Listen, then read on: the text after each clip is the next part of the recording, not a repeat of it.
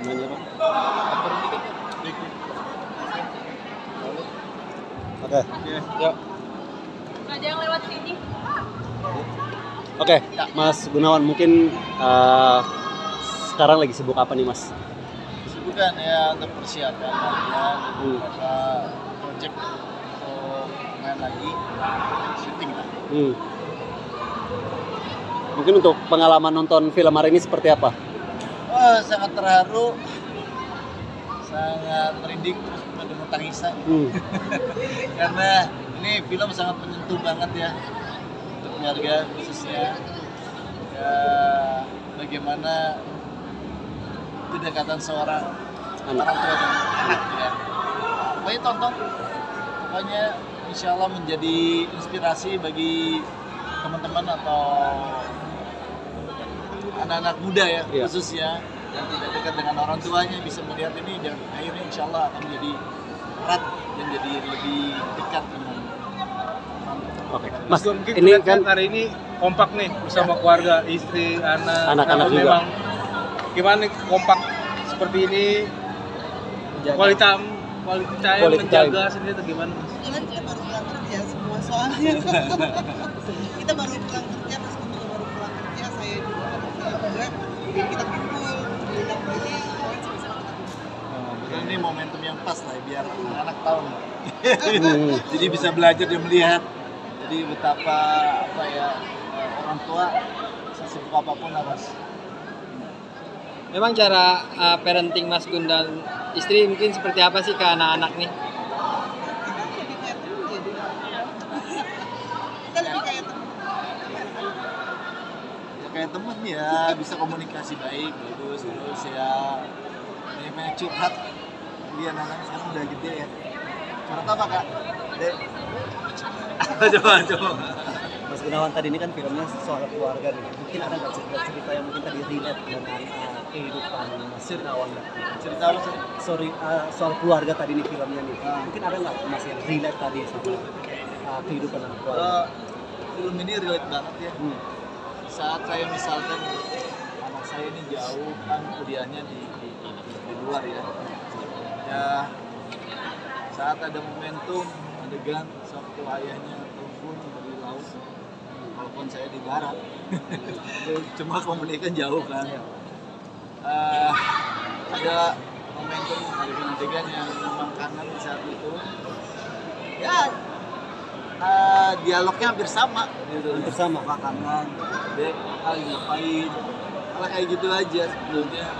Itu yang membuat kayaknya apa ya, sentuh gitu loh. Relate banget. Artinya kan anak-anak juga kan saat ini bersekolah di luar negeri ya, Iya. Mas di Singapura itu mungkin seperti apa akhirnya komunikasi dan mungkin untuk mengobati rasa rindu setiap kali merindukan anak-anak itu seperti apa Mas? Kebetulan sekarang udah di Melbourne. Oh, Melbourne. Oke. Jadi untuk ya rindu pasti ya saya kayak minum obat aja. Telepon. Telepon sehari bisa 3 kali video call. Sampai anaknya juga makasih nih dan gua aja lagi belajar gitu. Gitu ya? Salah. Enggak juga. Enggak juga. Ya Allah. Mas berarti ini kan bisa dikatakan LDRan ya sama anak-anak juga kan. Nah, memang sengaja memang mendidik seperti itu atau gimana sih Mas akhirnya bisa? Mungkin gimana Bisa- Linda boleh bisa- boleh bisa- dijawab. Jawab poin Inggris jawab. Bisa memanage seperti itu bagaimana? Karena memang Banget. sudah komitmen untuk anak-anak sekolah di luar negeri. Jadi kita memang mengaturnya kalau ada libur kita pulang atau kita ke sana. Ya, kemudian biasanya kita pergi ke sana. Kita kan kalau mereka libur pulang nih seperti sekarang 3 bulan pulang. Itu sih yang kita atur supaya tetap kita punya kedekatan dan kita juga punya waktu bersama anak-anak. Dan mereka kalau kita nggak cari, mereka pun mencari kita. Nah, itu yang sudah kita tetapkan sih sebenarnya udah dilatih dari kecil. Makanya kalau ada apa telepon, jangan lupa kalau kita lagi pergi atau kita ada apa telepon. Biasa di mana lama dulu. Misalnya sebelum berangkat atau sebelumnya sudah berangkat, kita pergi dulu ya ke sini. Itu sesuatu kebiasaan yang kita menjalin satu kedekatan sama semuanya. Relate dengan film tadi ya. Yes. Berarti memang sudah terbiasa jarak jauh dengan anak mas. Dibiasakan ya, karena kondisi seperti itu ya saya coba menerima dengan jiwa besar lah ya. Oh itu juga untuk kepentingan. Nah, mungkin kakaknya gimana nih? Anak paling besar ya. Kayak kan jarak-jarak jauh dengan keluarga, mungkin dengan papa biasa gimana? Komunikasi yang paling penting ya, itu yang paling penting, dan sama kita satu sama lain kita itu juga paling penting. Dan film ini tuh juga menyampaikan pesan-pesan yang benar kayak anak-anak muda yang especially yang bapaknya jauh gitu dari anak-anak. Awal pertama kali tadi memutuskan bisa jauh dari orang tua untuk mendapatkan pendidikan itu seperti apa? Pertama kali kalian memutuskan itu berat loh. Berat sih menurut saya, tapi semua kan lagi diskusi. Kita harus bekerja sama satu sama lain bisa tetap dekat. We miss each other, komunikasi setiap hari lah. Setiap hari komunikasi. Apa sih yang paling dikangenin dari kalian berdua kalau lagi jauh sama orang tua? Gimana nih? Dede. Kayak pasti like kayak physical interaction kayak interaksi kayak dengan lagi